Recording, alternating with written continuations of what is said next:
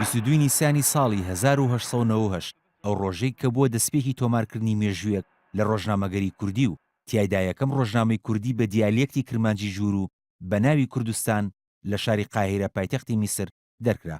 ئەگەرچی مێژوونووسی کورد محەممەد ئەمین زەکی بەک لە کتێبی کورتەی مێژووی کورد و کوردستان نووسیوێتی کە یەکەم ڕۆژنامەی کوردی بە ناوی کوردستان لە شاری ئەستەمبوڵ و لەلایەن میدحەت بەک کوڕەزای بەدرخانەوە لە ساڵی 1990 دەرکرا.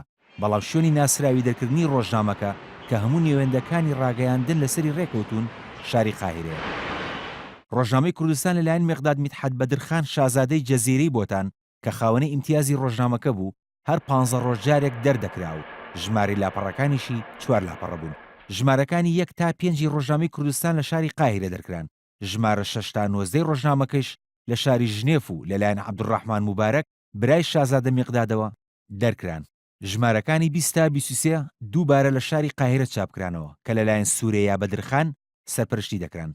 هەروە ژمارە 24 لە شاری لەندەن و ژمارەکانی 25 تا 29 لە شاری ڤۆڵکستن لە باشووری بەریتانیا دەرکران. ژمارەکانی 30 تا 31 دووبارە لە شاری ژنێف دەرکران. دوایین ژماری ڕۆژنامەکەش لە 14 نیسانی ساڵی 1992 دەرکرا. سەرجەم ژمارەکانی ڕۆژنامەکەش جگە لە ژمارە 19 ئەرشیفکراون. لە ژمارە 4 ڕۆژنامەی کوردستان بەدواوە وتار بە زمانی تورکی عوسمانی بڵاو دەکرانەوە. هەروە نامەی خوێنەران و هاوڵاتیان بڵاو دەکرانەوە کە لە کوردستانی گەورە بەدەستی دەگەیشت. ڕۆژنامەکە چەند پەیامێکی ئاڕاستەی سوڵتان عەبدولحەمیدی دووەم سوڵتانی عوسمانیەکان کردبوو کە تیایدا داوای لێکردبوو چیتر گێچەڵ بە خانەوادەی بەدرخانیەکان نەجێڕێت. بەڵام سوڵتان عەبدولحەمیدی دووەم ئەو داوایانەی پشتگوێ خست و هیچ ڕێوشوێنێکیشی لەو بارەوە نەگرتبووە بەر.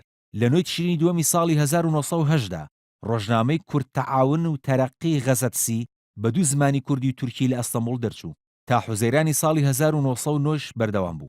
دواتریش ڕۆژنامەی ڕەسملی کاتب لە ئەستەمبوڵ دەرچوو کە خاوەنی ئیمتیازی هەردوو ڕۆژنامەکە پیرەمێردی شاعیر بوون. لە دوای ئەو مێژوێشەوە تا ئێستا سەدان ڕۆژنامە و گۆڤار بە زمانی کوردی دەرچوون کە هەندێکیان بەهۆی بارودۆخی سیاسی و فشارەوە لە کار کەوتون و هەندێکی تریشیان بەهۆی باری دارایی یان کەمی خوێنەرانیان داخراون. ڕۆژنامەگەری کوردی بە درێژایی مێژووی سەرهەڵدانی تا ئەمڕۆ سنتەرێکی توێژینەوە و ئەرشیفی نییە.